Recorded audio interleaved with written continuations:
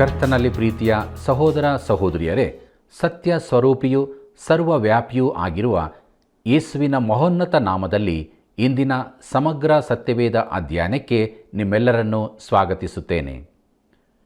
ಪ್ರಿಯರೇ, ನಾವು ಕಳೆದ ಕಾರ್ಯಕ್ರಮದಲ್ಲಿ ಯಾಜಕಾಂಡ ಪುಸ್ತಕದ 5ನೇ ಮತ್ತು 6ನೇ ಅಧ್ಯಾಯಗಳಲ್ಲಿರುವ ತಿಳಿಯದೆ ಮಾಡಿದ ನಿರ್ದಿಷ್ಟವಾದ ಪಾಪ ಹಾಗೂ ನಿರ್ದಿಷ್ಟವಲ್ಲದ ಪಾಪಗಳ ಬಗ್ಗೆ ಧ್ಯಾನ ಮಾಡಿಕೊಂಡೆವು. ಇಂದು ನಾವು ಯಾಜಕಾಂಡ ಪುಸ್ತಕದ 6ನೇ ಅಧ್ಯಾಯದ 14ನೇ ವಚನದಿಂದ 7ನೇ ಅಧ್ಯಾಯದ 27ನೇ ವಚನದವರೆಗೆ ಧ್ಯಾನ ಮಾಡಲಿದ್ದೇವೆ. ಬನ್ನಿರಿ, ಇಂದಿನ ಧ್ಯಾನವನ್ನು ಪರಿಶುದ್ಧಾತ್ಮನ ಸಹಾಯದಿಂದ ಆರಂಭಿಸೋಣ. ಕರ್ತನಲ್ಲಿ ಪ್ರೀತಿಯುಳ್ಳ ದೇವಜನರೇ, ಸತ್ಯದೇವರು ನಿತ್ಯ ಜೀವವೂ ಆಗಿರುವ ಯೇಸು ಕ್ರಿಸ್ತನ ಪರಿಶುದ್ಧವುಳ್ಳ ನಾಮದಲ್ಲಿ ನಿಮ್ಮೆಲ್ಲರಿಗೂ ನನ್ನ ಹೃದಯಪೂರ್ವಕವಾದ ವಂದನೆಗಳು. ದೇವರ ಮಹಾಕೃಪೆಯಿಂದ ಯಾಜಕಾಂಡ ಪುಸ್ತಕದ ಅಧ್ಯಯನದಲ್ಲಿ ಮುಂದೆ ಸಾಗುತ್ತಾ ಇದ್ದೇವೆ. ಅನೇಕ ಸತ್ಯಗಳನ್ನು ನಾವು ತಿಳಿದುಕೊಂಡೆವು. ದೇವರಿಗೆ ಸ್ತೋತ್ರವಾಗಲಿ. ಬನ್ನಿರಿ ಪ್ರಿಯರೇ, ನಮ್ಮ ಧ್ಯಾನವನ್ನು ಮುಂದುವರಿಸುವ ಹಾಗೆ ಯಾಜಕಾಂಡ ಪುಸ್ತಕ 6ನೇ ಅಧ್ಯಾಯ 14 ಮತ್ತು 15ನೇ ವಚನಗಳನ್ನು ಧ್ಯಾನಿಸೋಣ. ಅಲ್ಲಿ ಹೀಗೆ ಬರುತ್ತದೆ: ಧಾನ್ಯ ನೈವೇದ್ಯ ವಿಷಯವಾದ ನಿಯಮಗಳು. ಆರೋನನ ವಂಶದವರು ನೈವೇದ್ಯ ದ್ರವ್ಯವನ್ನು ಯೆಹೋವನ ಸನ್ನಿಧಿಯಲ್ಲಿ ಯಜ್ಞವೇದಿಯ ಎದುರಾಗಿಯೇ ಸಮರ್ಪಿಸಬೇಕು. ಅವರಲ್ಲಿ ಒಬ್ಬನು ನೈವೇದ್ಯವಾದದನ್ನು ಸೂಚಿಸುವುದಕ್ಕಾಗಿ ಎಣ್ಣೆ ಹೊಯ್ದ ಹಿಟ್ಟಿನಲ್ಲಿ 1 ಹಿಡಿಯನ್ನು ಅದರ ಮೇಲಿರುವ ಧೂಪವೆಲ್ಲವನ್ನೂ ತೆಗೆದುಕೊಂಡು ಯಜ್ಞವೇದಿಯ ಮೇಲೆ ಹೋಮ ಮಾಡಿ ಯೆಹೋವನಿಗೆ ಸುವಾಸನೆಯನ್ನುಂಟು ಮಾಡಬೇಕು ಎಂಬುದಾಗಿ. ಪ್ರೀತಿಯುಳ್ಳ ಸಹೋದರ ಸಹೋದರಿಯರೇ, ಇಲ್ಲಿಯೂ ಕೂಡ ನಿಯಮಗಳು ಯಾಜಕರಿಗೆ ಹೇಳಲ್ಪಟ್ಟಿವೆ. ಯಜ್ಞ ಅರ್ಪಿಸುವವನು ದೇವರೆದುರು ಸಂತೋಷಿಸುವ ಒಬ್ಬ ಆರಾಧಕನಾಗಿದ್ದಾನೆ. ಯಾಜಕನು ಅವನ ಪರವಾಗಿ ಯಜ್ಞವನ್ನು ಅರ್ಪಿಸುತ್ತಾನೆ. ಬನ್ನಿರಿ ಪ್ರಿಯರೇ, ಮುಂದುವರೆದು ನಮ್ಮ ಧ್ಯಾನದಲ್ಲಿ ಯಾಜಕಾಂಡ ಪುಸ್ತಕ 6ನೇ ಅಧ್ಯಾಯ 16 ಮತ್ತು 17ನೇ ವಚನಗಳನ್ನು ನೋಡೋಣ. ಅಲ್ಲಿ ಹೀಗೆ ಬರೆಯಲ್ಪಟ್ಟಿದೆ: ಮಿಕ್ಕದ್ದನ್ನು ಆರೋನನು ಅವನ ವಂಶದವರೂ ತಿನ್ನಬಹುದು. ಅವರು ಅದರಿಂದ ಹುಳಿಯಿಲ್ಲದ ರೊಟ್ಟಿಗಳನ್ನು ಮಾಡಿಸಿಕೊಂಡು ಪವಿತ್ರ ಸ್ಥಳದೊಳಗೆ, ಅಂದರೆ ದೇವದರ್ಶನದ ಗುಡಾರದ ಅಂಗಳದಲ್ಲಿ ತಿನ್ನಬೇಕು. ಅದಕ್ಕೆ ಹುಳಿ ಕಲಸಿ ಸುಡಕೂಡದು. ನನಗೆ ಹೋಮರೂಪವಾಗಿ ಸಮರ್ಪಿಸಿದ ದ್ರವ್ಯಗಳಲ್ಲಿ ಅದನ್ನು ಅವರ ಪಾಲಿಗೆ ಬಿಟ್ಟಿದ್ದೇನೆ. ದೋಷ ಪರಿಹಾರಕ ಯಜ್ಞ ದ್ರವ್ಯದಂತೆಯೂ ಪ್ರಾಯಶ್ಚಿತ್ತ ಯಜ್ಞ ದ್ರವ್ಯದಂತೆಯೂ ಅದು ಮಹಾಪರಿಶುದ್ಧವಾದದ್ದು ಎಂಬುದಾಗಿ. ಪ್ರೀತಿಯುಳ್ಳ ಸಹೋದರ ಸಹೋದರಿಯರೇ, ಹುಳಿಯಿಲ್ಲದ ರೊಟ್ಟಿಗಳನ್ನು ಮಾಡಿಸಿಕೊಂಡು ಎಂಬುದಾಗಿ ನೋಡುವಾಗ ಯಾವ ಹುಳಿಯೂ ಸೇರದಂತೆ ಎಂದರ್ಥ. ಅದನ್ನು ತಿನ್ನುವ ಪರಿಶುದ್ಧ ಸ್ಥಳವು ಗುಡಾರದ ಹೊರಗಣ ಅಂಗಳವಾಗಿದೆ. ದೇವರು ಅಲ್ಲಿರುವುದರಿಂದ ಅದು ಪರಿಶುದ್ಧವಾದದ್ದಾಗಿತ್ತು. ದೇವರ ಪ್ರಸನ್ನತೆಯು ಯಾವ ಸ್ಥಳವನ್ನು ಪರಿಶುದ್ಧ ಮಾಡುತ್ತದೆ. ಮೋಶೆಗೆ ಅವನು ನಿಂತಿದ್ದ ಸ್ಥಳವು ಪರಿಶುದ್ಧವಾದದರಿಂದ ಕಾಲಿನ ಕೆರೆಗಳನ್ನು ತೆಗೆಯಲು ಅಪ್ಪಣೆಯಾಯಿತು. ಇದನ್ನು ನಾವು ವಿಮೋಚನಕಾಂಡ ಪುಸ್ತಕ 3ನೇ ಅಧ್ಯಾಯ 5ನೇ ವಚನದಲ್ಲಿ ನೋಡುತ್ತೇವೆ. ಅದರಂತೆ ಪೇತ್ರನು ತನ್ನ ಪತ್ರಿಕೆಯಲ್ಲಿ ಬರೆಯುತ್ತಾನೆ: ರೂಪಾಂತರವಾದ ಸಮಯದಲ್ಲಿ ತಾವು ಪರಿಶುದ್ಧ ಬೆಟ್ಟದ ಮೇಲಿದ್ದೆವು ಎಂಬುದಾಗಿ. ಕರ್ತನಲ್ಲಿ ಪ್ರಿಯರೇ, ನಮ್ಮ ಧ್ಯಾನದಲ್ಲಿ ಮುಂದುವರಿದು ಯಾಜಕಾಂಡ ಪುಸ್ತಕ 6ನೇ ಅಧ್ಯಾಯ 18ನೇ ವಚನವನ್ನು ಗಮನಿಸೋಣ. ಆರೋನನ ವಂಶದವರಾದ ಗಂಡಸರೆಲ್ಲರೂ ಅದನ್ನು ತಿನ್ನಬಹುದು. ಯೆಹೋವನಿಗೆ ಹೋಮವಾಗಿ ಅರ್ಪಿತವಾದ ದ್ರವ್ಯಗಳಲ್ಲಿ ಅದು ನಿಮಗೂ ನಿಮ್ಮ ಸಂತತಿಯವರಿಗೂ ಸಲ್ಲತಕ್ಕದೆಂಬುದು ಶಾಶ್ವತ ನಿಯಮ. ಆ ದ್ರವ್ಯಗಳಿಗೆ ತಾಗಿದ್ದೆಲ್ಲ ಪರಿಶುದ್ಧವಾಗುವುದು ಎಂಬುದಾಗಿ. ಪ್ರೀತಿಯುಳ್ಳ ದೇವಜನರೇ, ಕರ್ತನಾದ ಯೇಸುವಿನ ಪವಿತ್ರ ಮಾನವತ್ವದಲ್ಲಿಯೂ ಮಹಿಮೆಯಲ್ಲಿಯೂ ಎಲ್ಲ ವಿಶ್ವಾಸಿಗಳು ಪಾಲು ತೆಗೆದುಕೊಳ್ಳಬಹುದಾಗಿತ್ತು. ಪ್ರಿಯ ಸ್ನೇಹಿತನೇ, ನಾವು ಇನ್ನೂ ಹೆಚ್ಚು ಆತನಲ್ಲಿ ಸಂತೋಷಿಸಬೇಕಾಗಿದೆ. ಬನ್ನಿರಿ, ಮುಂದುವರೆದು ನಮ್ಮ ಧ್ಯಾನದಲ್ಲಿ ಯಾಜಕಾಂಡ ಪುಸ್ತಕ 6ನೇ ಅಧ್ಯಾಯ 19ನೇ ವಚನದಿಂದ 23ನೇ ವಚನವನ್ನು ಗಮನಿಸೋಣ. ಅಲ್ಲಿ ಹೀಗೆ ನೋಡುತ್ತೇವೆ: ಯೆಹೋವನು ಮೋಶೆಗೆ ಹೇಳಿದ್ದೇನೆಂದರೆ, ಆರೋನನಿಗೆ ಅಭಿಷೇಕವಾದ ದಿನ ಮೊದಲುಗೊಂಡು ಅವನು ಅವನ ವಂಶದವರು ಯೆಹೋವನಿಗೆ ಸಮರ್ಪಿಸಬೇಕಾದ ಧಾನ್ಯ ನೈವೇದ್ಯ ಕ್ರಮ ಹೇಗೆಂದರೆ, ಅವರು ನಿತ್ಯವೂ 3 ಸೇರು ಗೋಧಿ ಹಿಟ್ಟನ್ನು ಹೊತ್ತಾರೆ ಅರ್ಧವನ್ನು, ಸಾಯಂಕಾಲ ಅರ್ಧವನ್ನು ಸಮರ್ಪಿಸಬೇಕು. ಕಬ್ಬಿಣದ ಹಂಚಿನ ಮೇಲೆ ಎಣ್ಣೆ ಸವರಿ ಅದನ್ನು ಸುಡಬೇಕು. ಅದನ್ನು ತರುವಾಗ ಅದು ಎಣ್ಣೆಯಿಂದ ನೆನೆದೇ ಇರಬೇಕು. ಅದನ್ನು ಭಾಗ ಭಾಗ ಮಾಡಿ ಯೆಹೋವನಿಗೆ ಸುವಾಸನೆಯುಳ್ಳ ನೈವೇದ್ಯವನ್ನಾಗಿ ಸಮರ್ಪಿಸಬೇಕು. ಆರೋನನ ಸಂತತಿಯವರಲ್ಲಿ ಯಾವನು ಅವನ ತರುವಾಯ ಅಭಿಷಿಕ್ತ ಯಾಜಕನ ಪಟ್ಟಕ್ಕೆ ಬರುವನೋ ಅವನೇ ಅದನ್ನು ಸಮರ್ಪಿಸಬೇಕು. ಇದು ಶಾಶ್ವತ ನಿಯಮ. ಅದನ್ನು ವಿಶೇಷವಾಗಿ ಹೋಮ ಮಾಡಿ ಬಿಡಬೇಕು. ಯಾಜಕರು ತಮಗೋಸ್ಕರ ಸಮರ್ಪಿಸುವ ನೈವೇದ್ಯ ದ್ರವ್ಯಗಳನ್ನು ವಿಶೇಷವಾಗಿ ಹೋಮ ಮಾಡಿ ಬಿಡಬೇಕು, ಅದನ್ನು ತಿನ್ನಲೇಬಾರದು ಎಂಬುದಾಗಿ. ಪ್ರೀತಿಯುಳ್ಳ ಸಹೋದರ ಸಹೋದರಿಯರೇ, ಯಾಜಕರು ನೈವೇದ್ಯ ಭಾಗವನ್ನು ತಿನ್ನಬೇಕು, ಮಾತ್ರವಲ್ಲದೆ ಅದರಲ್ಲಿ 10ರ 1 ಭಾಗವನ್ನು ಸಮರ್ಪಿಸಬೇಕು. ದಶಮ ಭಾಗವನ್ನು ಹೊಂದಿದ ಯಾಜಕನು ತನಗೆ ದೊರಕಿದ್ದರ 10ರ 1 ಭಾಗವನ್ನು ಪುನಃ ಸಮರ್ಪಿಸಬೇಕು. ಯಾಜಕರು ಪಡೆದುಕೊಳ್ಳುವುದು ಮಾತ್ರವಲ್ಲ, ಅರ್ಪಿಸಲೂ ಬೇಕಾಗಿದೆ. ಪ್ರಿಯರೇ, ಕೊಡುವುದರ ವಿಚಾರದಲ್ಲಿ ಈ ದಿನಗಳಲ್ಲಿ ಸಭಾಸೇವಕರು ತಮ್ಮ ಸಭೆಗೆ ಮಾದರಿಗಳಾಗಿರಬೇಕು. ಆರಾಧನೆಯ ಸಮಯದಲ್ಲಿ ಸಭಾಸೇವಕರು ಪೀಠದ ಸುತ್ತ ಕುಳಿತಿದ್ದರೂ ಕಾಣಿಕೆ ಚೀಲ ಅವರಿಗೂ ರವಾನೆಯಾಗಬೇಕು. ಕೊಡುವುದರಲ್ಲಿ ನಮ್ಮೆಲ್ಲರಿಗೂ ಪಾಲು ಇರಬೇಕು. ಬನ್ನಿರಿ ಪ್ರಿಯರೇ, ಮುಂದುವರೆದು ನಾವು ನಮ್ಮ ಧ್ಯಾನದಲ್ಲಿ ದೋಷ ಪರಿಹಾರಕ ಯಜ್ಞದ ಕುರಿತು ನೋಡೋಣ. ನಮ್ಮ ಧ್ಯಾನವನ್ನು ಮುಂದುವರಿಸುವ ಹಾಗೆ ಯಾಜಕಾಂಡ ಪುಸ್ತಕ 6ನೇ ಅಧ್ಯಾಯ 24ನೇ ವಚನದಿಂದ 30ನೇ ವಚನದವರೆಗೆ ಗಮನಿಸೋಣ. ಅಲ್ಲಿ ಹೀಗೆ ನೋಡುತ್ತೇವೆ: ಯೆಹೋವನು ಮೋಶೆಗೆ ಹೇಳಿದ್ದೇನೆಂದರೆ, ನೀನು ಆರೋನನಿಗೂ ಅವನ ವಂಶದವರಿಗೂ ಹೀಗೆ ಆಜ್ಞಾಪಿಸು, ದೋಷ ಪರಿಹಾರಕ ಯಜ್ಞ ನಿಯಮಗಳು ಸರ್ವಾಂಗ ಹೋಮದ ಪಶುವನ್ನು ವಧಿಸುವ ಸ್ಥಳದಲ್ಲೇ ದೋಷ ಪರಿಹಾರಕ ಯಜ್ಞ ಪಶುವನ್ನು ಯೆಹೋವನ ಸನ್ನಿಧಿಯಲ್ಲಿ ವಧಿಸಬೇಕು. ಅದು ಮಹಾಪರಿಶುದ್ಧವಾದುದರಿಂದ ಸಮರ್ಪಿಸುವ ಯಾಜಕನು ಅದರ ಮಾಂಸವನ್ನು ಊಟ ಮಾಡಬೇಕು. ಪವಿತ್ರ ಸ್ಥಳದೊಳಗೆ, ಅಂದರೆ ದೇವದರ್ಶನದ ಗುಡಾರದ ಅಂಗಳದಲ್ಲಿ ಅದನ್ನು ಊಟ ಮಾಡಬೇಕು. ಆ ಪಶುವಿನ ಮಾಂಸಕ್ಕೆ ಸೋಂಕಿದ್ದೆಲ್ಲ ಪರಿಶುದ್ಧವಾಗುವುದು. ಅದರ ರಕ್ತದಲ್ಲಿ ಸ್ವಲ್ಪವಾದರೂ ಬಟ್ಟೆಯ ಮೇಲೆ ಬಿದ್ದರೆ ಆ ಬಟ್ಟೆಯನ್ನು ಪವಿತ್ರ ಸ್ಥಳದೊಳಗೆ ಒಗೆದುಕೊಳ್ಳಬೇಕು. ಅದನ್ನು ಬೇಯಿಸಿದ ಮಣ್ಣಿನ ಪಾತ್ರೆಯನ್ನು ಒಡೆದು ಬಿಡಬೇಕು. ತಾಮ್ರದ ಪಾತ್ರೆಯಲ್ಲಿ ಬೇಯಿಸಿದ್ದಾದರೆ ಆ ಪಾತ್ರೆಯನ್ನು ಬೆಳಗಿ ನೀರಿನಿಂದ ತೊಳೆಯಬೇಕು. ಯಾಜಕರಲ್ಲಿ ಗಂಡಸರೆಲ್ಲರೂ ಅದನ್ನು ತಿನ್ನಬಹುದು, ಅದು ಮಹಾಪರಿಶುದ್ಧವಾದದ್ದು. ಆದರೆ ದೋಷ ಪರಿಹಾರಕ ಯಜ್ಞ ಪಶುಗಳಲ್ಲಿ ಯಾವ ಪಶುವಿನ ರಕ್ತವು ದೋಷ ಪರಿಹಾರಕ್ಕಾಗಿ ದೇವದರ್ಶನದ ಗುಡಾರದೊಳಕ್ಕೆ ತಂದಿರಬೇಕೋ ಅದರ ಮಾಂಸವನ್ನು ತಿನ್ನಲೇಬಾರದು, ಬೆಂಕಿಯಲ್ಲಿ ಸುಟ್ಟು ಬಿಡಬೇಕು ಎಂಬುದಾಗಿ. ಪ್ರೀತಿಯುಳ್ಳ ಸಹೋದರ ಸಹೋದರಿಯರೇ, ಇಲ್ಲಿಯೂ ನಿಯಮಗಳು ಯಾಜಕರಿಗೆ ಕೊಡಲ್ಪಟ್ಟಿರುತ್ತದೆ. ಕ್ರೂಜಿಯ ಮೇಲೆ ಕ್ರಿಸ್ತನು ಮಾಡಿದ ಕಾರ್ಯಕ್ಕೆ ಸೂಚನೆಯಾಗಿರುವ ದೋಷ ಪರಿಹಾರಕ ಯಜ್ಞವು ಸರ್ವಾಂಗ ಹೋಮವನ್ನರ್ಪಿಸಿದ ಸ್ಥಳದಲ್ಲಿಯೇ ಸಮರ್ಪಿಸಲ್ಪಡಬೇಕಾಗಿತ್ತು.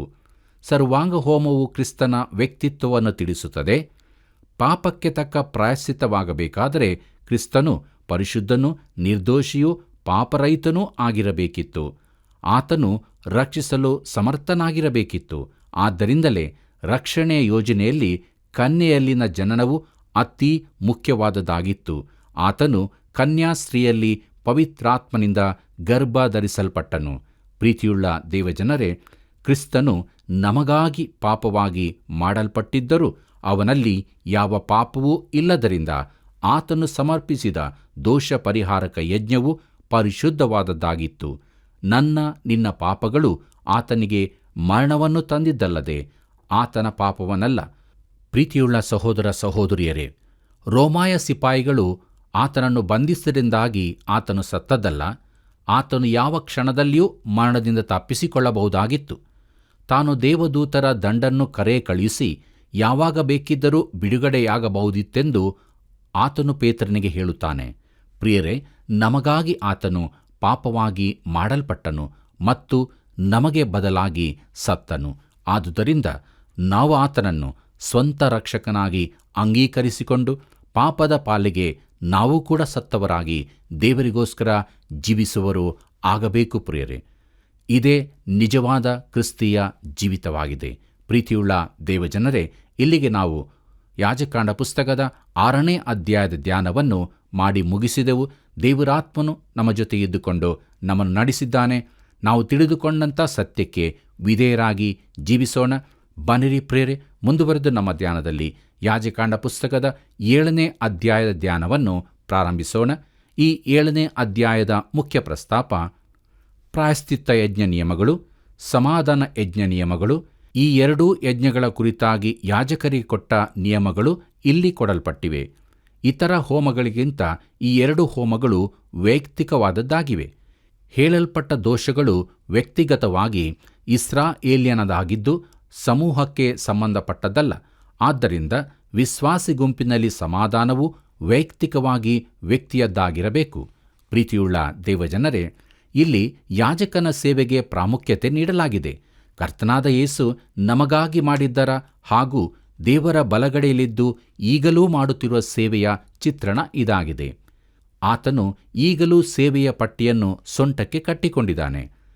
ಯೋಹಾನು ಬರೆದಂಥ ಮೊದಲನೇ ಪತ್ರಿಕೆ 1ನೇ ಅಧ್ಯಾಯ 9ನೇ ವಚನದಲ್ಲಿ ಹೀಗೆ ನೋಡುತ್ತೇವೆ: ನಾವು ನಮ್ಮ ಪಾಪಗಳನ್ನು ಒಪ್ಪಿಕೊಂಡು ಆರಿಕೆ ಮಾಡಿದರೆ ಆತನು ನಂಬಿಗಸ್ತನೂ ನೀತಿವಂತನೂ ಆಗಿರುವುದರಿಂದ ನಮ್ಮ ಪಾಪಗಳನ್ನು ಕ್ಷಮಿಸಿಬಿಟ್ಟು ಸಕಲ ಅನೀತಿಯನ್ನು ಪರಿಹರಿಸಿ ನಮ್ಮನ್ನು ಶುದ್ಧಿ ಮಾಡುತ್ತಾನೆ ಎಂಬುದಾಗಿ. ಪ್ರೀತಿಯುಳ್ಳ ದೇವಜನರೇ, ಮುಂದುವರೆದು ನಾವು ನೋಡೋಣ ಪ್ರಾಯಶ್ಚಿತ್ತ ಯಜ್ಞದ ಕುರಿತು. ನಮ್ಮ ಧ್ಯಾನವನ್ನು ಮುಂದುವರಿಸುವ ಹಾಗೆ ಯಾಜಕಾಂಡ ಪುಸ್ತಕ 7ನೇ ಅಧ್ಯಾಯ 1ನೇ ವಚನದಿಂದ 7ನೇ ವಚನದವರೆಗೆ ಗಮನಿಸೋಣ. ಅಲ್ಲಿ ಹೀಗೆ ಬರೆದದೆ: ಪ್ರಾಯಶ್ಚಿತ್ತ ಯಜ್ಞ ನಿಯಮಗಳು. ಆ ಯಜ್ಞವು ಮಹಾಪರಿಶುದ್ಧವಾದದ್ದು. ಸರ್ವಾಂಗ ಹೋಮ ಪಶುವನ್ನು ವಧಿಸುವ ಸ್ಥಳದಲ್ಲೇ ಪ್ರಾಯಶ್ಚಿತ್ತ ಯಜ್ಞ ಪಶುವನ್ನು ವಧಿಸಬೇಕು. ಯಾಜಕನು ಅದರ ರಕ್ತವನ್ನು ಯಜ್ಞವೇದಿಗೆ ಸುತ್ತಲೂ ಎರಚಬೇಕು. ಅವನು ಅದರ ಕೊಬ್ಬನ್ನೆಲ್ಲ, ಅಂದರೆ ಬಾಲದ ಕೊಬ್ಬನ್ನು, ವಪೆಯನ್ನು, 2 ಹುರುಳಿಕಾಯಿಗಳನ್ನು, ಇವುಗಳ ಮೇಲೆ ಸೊಂಟದಲ್ಲಿರುವ ಕೊಬ್ಬನ್ನು, ಕಾಳಿಜದ ಮೇಲೆ ಹುರುಳಿಕಾಯಿಗಳ ತನಕ ಇರುವ ಕೊಬ್ಬನ್ನೂ ತೆಗೆದು ಯಜ್ಞವೇದಿಯ ಮೇಲೆ ಯೆಹೋವನಿಗೆ ಹೋಮ ಮಾಡಬೇಕು. ಅದು ಪ್ರಾಯಶ್ಚಿತ್ತ ಯಜ್ಞವಾಗಿದೆ. ಹೋಮಶೇಷವನ್ನು ಯಾಜಕರಲ್ಲಿ ಗಂಡಸರೆಲ್ಲರೂ ತಿನ್ನಬಹುದು. ಅದು ಮಹಾಪರಿಶುದ್ಧವಾದುದರಿಂದ ಪವಿತ್ರ ಸ್ಥಳದೊಳಗೆ ಅದನ್ನು ತಿನ್ನಬೇಕು. ಪ್ರಾಯಶ್ಚಿತ್ತ ಯಜ್ಞದ ಹೋಮಶೇಷದ ವಿಷಯದಲ್ಲಿಯೂ ಒಂದೇ ವಿಧಿಯುಂಟು. ಹೇಗೆಂದರೆ, ಆ ಹೋಮಶೇಷವು ದೋಷ ಪರಿಹಾರವನ್ನು ಮಾಡಿಸುವ ಯಾಜಕನಿಗೆ ಸಲ್ಲತಕ್ಕದ್ದು ಎಂಬುದಾಗಿ. ಪ್ರೀತಿಯುಳ್ಳ ದೇವಜನರೇ, ಪ್ರಾಯಶ್ಚಿತ್ತ ಯಜ್ಞದ ಕ್ರಮವು ದೋಷ ಪರಿಹಾರಕ ಯಜ್ಞದ ರೀತಿಯಲ್ಲೇ ಇದೆ. ಇದು ಪಾಪ ಕೃತ್ಯಗಳ ಪರವಾಗಿ ಇರುವುದಾದರೂ ಅದು ಪರಿಶುದ್ಧವಾದದ್ದೆಂದು ಅರ್ಪಿಸುವವನಿಗೆ ತಿರುಗಿ ಹೇಳಲಾಗಿದೆ. ಪ್ರಿಯರೇ, ಕ್ರಿಸ್ತನ ಯೋಗ್ಯತೆ ಹಾಗೂ ಬೆಲೆಯನ್ನು ಇದಕ್ಕಿಂತ ಹೆಚ್ಚು ಹೇಳಲು ಸಾಧ್ಯವಿಲ್ಲ. ನಮ್ಮ ಪಾಪದ ಸ್ವಭಾವವನ್ನು, ಪಾಪಕೃತ್ಯಗಳನ್ನು ಅದರ ಭಯಂಕರತೆಯೊಂದಿಗೆ ನೋಡುವಾಗ ಕ್ರಿಸ್ತನ ಅದ್ಭುತ ಶ್ರೇಷ್ಠತೆ ಹಾಗೂ ಪರಿಶುದ್ಧತೆಗಳು ನಮಗೆ ಕಂಡುಬರುತ್ತವೆ. ಪ್ರಿಯ ಸ್ನೇಹಿತನೇ, ನೀನು ಇರುವ ಪಾಪದ ಭಯಂಕರ ಸ್ಥಿತಿಯನ್ನು ನೀನು ತಿಳಿದುಕೊಳ್ಳದಿದ್ದರೆ ನಿನ್ನ ರಕ್ಷಕನಾದ ಯೇಸುವಿನ ಮಹತ್ವವನ್ನು ಕೂಡ ನೀನು ತಿಳಿದುಕೊಳ್ಳಲಾರಿ. ನಿನ್ನನ್ನು ಹೀನ ಪಾಪಿಯೆಂದು ನಾನು ಹೇಳುವುದಿಲ್ಲ, ದೇವರ ವಾಕ್ಯವೇ ಹಾಗೆ ಹೇಳುತ್ತಿದೆ. ಪ್ರೀತಿಯುಳ್ಳ ಸಹೋದರ ಸಹೋದರಿಯರೇ, ರಕ್ತದ ಕುರಿತು ಹೇಳಲ್ಪಟ್ಟಿರುವುದಾದರೂ ದೋಷ ಪರಿಹಾರಕ ಯಜ್ಞದಲ್ಲಿರುವ ಹಾಗೆ ಒತ್ತಿ ಹೇಳಲಿಲ್ಲ. ಅವೆರಡಕ್ಕೂ ಒಂದೇ ನಿಯಮವಿದೆ ಎಂದು ಮಾತ್ರ ಹೇಳಲ್ಪಟ್ಟಿದೆ. ನಾವು ರಕ್ತವನ್ನು ಸಾಮಾನ್ಯ ಸಂಗತಿಯೆಂದು ಭಾವಿಸುವ ಗಂಡಾಂತರವಿದೆ. ಆದರೆ ನಾವು ಅದನ್ನು ಗೌರವಪೂರ್ವಕವಾಗಿ ಎಣಿಸಬೇಕು. ಅದು ಅಮೂಲ್ಯವಾದದ್ದು.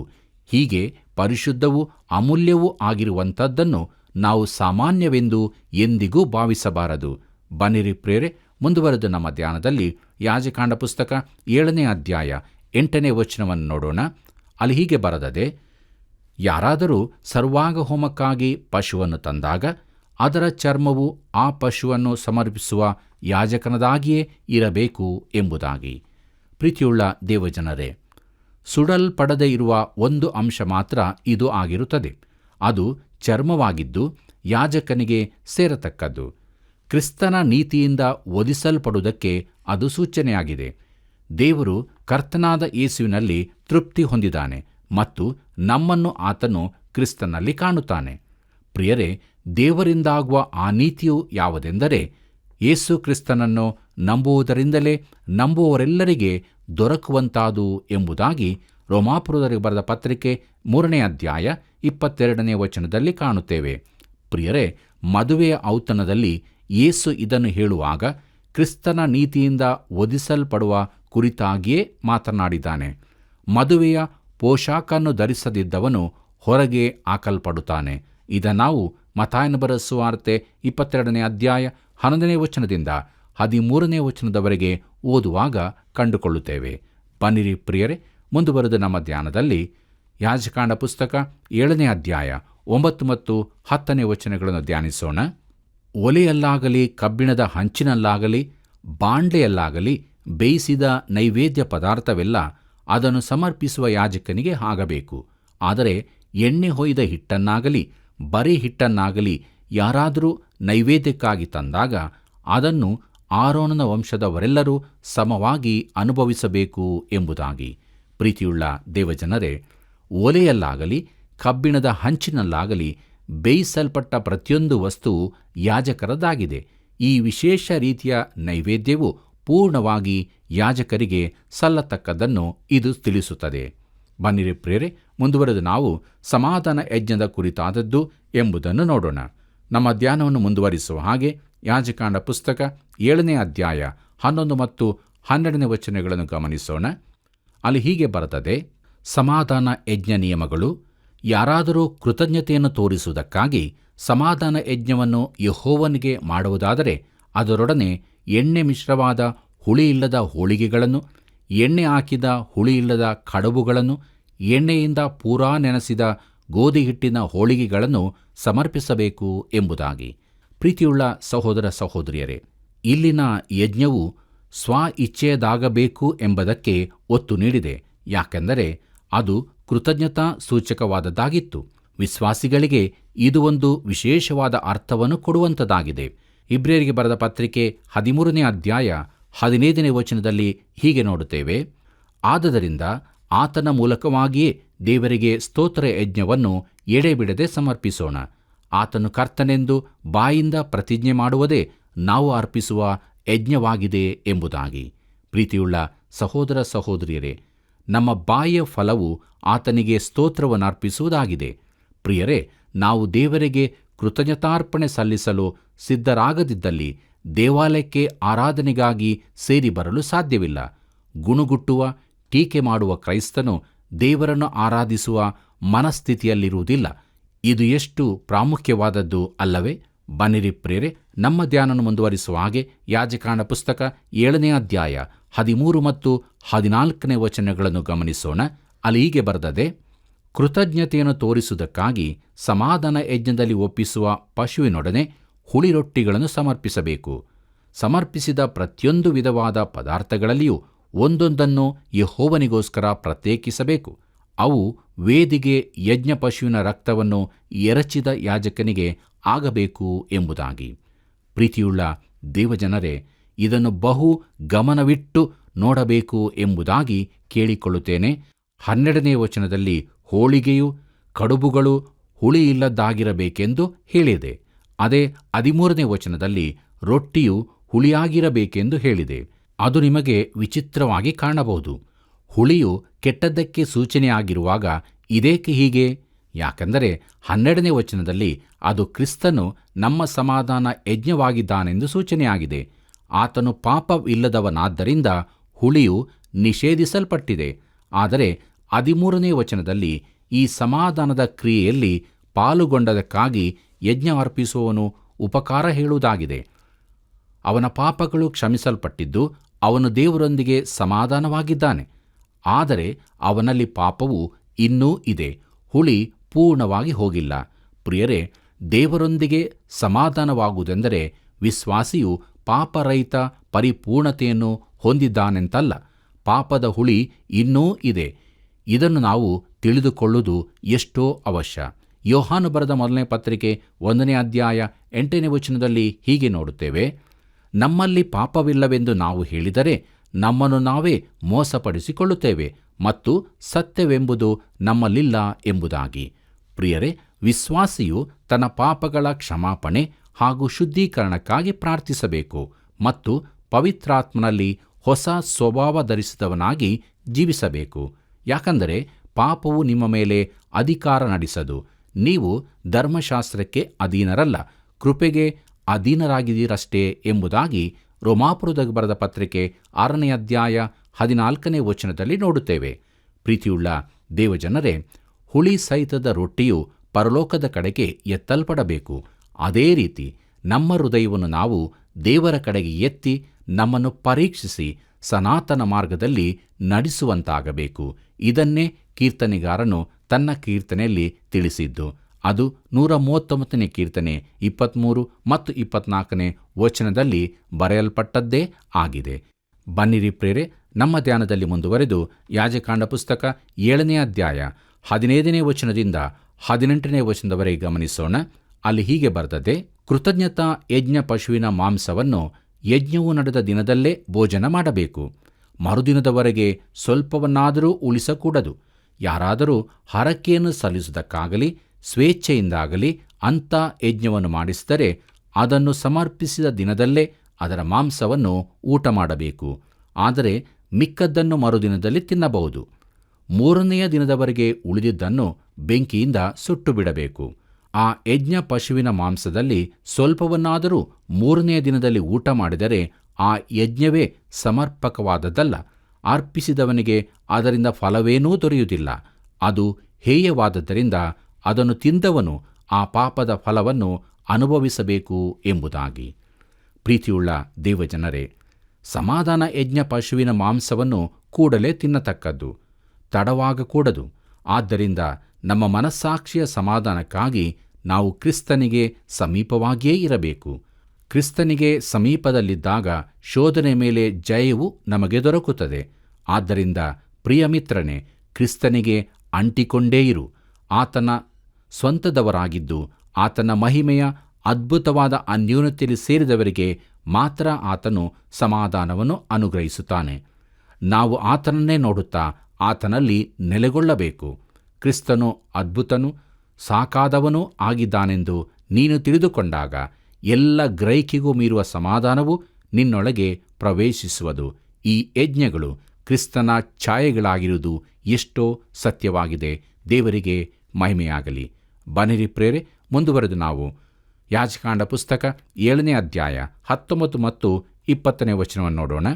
ಅಲ್ಲಿ ಹೀಗೆ ಬರೆದದೆ: ಅಶುದ್ಧವಾದ ವಸ್ತುವಿಗೆ ಸೋಂಕಿದ ಮಾಂಸವನ್ನು ತಿನ್ನದ ಬೆಂಕಿಯಲ್ಲಿ ಸುಟ್ಟು ಬಿಡಬೇಕು. ಶುದ್ಧರಾಗಿರುವವರೆಲ್ಲರೂ ಯಜ್ಞ ಪಶುವಿನ ಮಾಂಸವನ್ನು ತಿನ್ನಬಹುದು. ಯಾವನಾದರೂ ಅಶುದ್ಧನಾಗಿದ್ದು ಯೆಹೋವನಿಗೆ ಸಮರ್ಪಿತವಾದ ಸಮಾಧಾನ ಯಜ್ಞ ಪಶುವಿನ ಮಾಂಸವನ್ನು ತಿಂದರೆ ಅವನು ತನ್ನ ಕುಲದಿಂದ ತೆಗೆದುಹಾಕಲ್ಪಡಬೇಕು ಎಂಬುದಾಗಿ. ಪ್ರೀತಿಯುಳ್ಳ ದೇವಜನರೇ, ಅಶುದ್ಧನಾದವನು ಯಾರಾದರೂ ಸಮಾಧಾನ ಯಜ್ಞದ ಮಾಂಸವನ್ನು ತಿಂದರೆ ಅವನು ಬಹಿಷ್ಕರಿಸಲ್ಪಡಬೇಕು.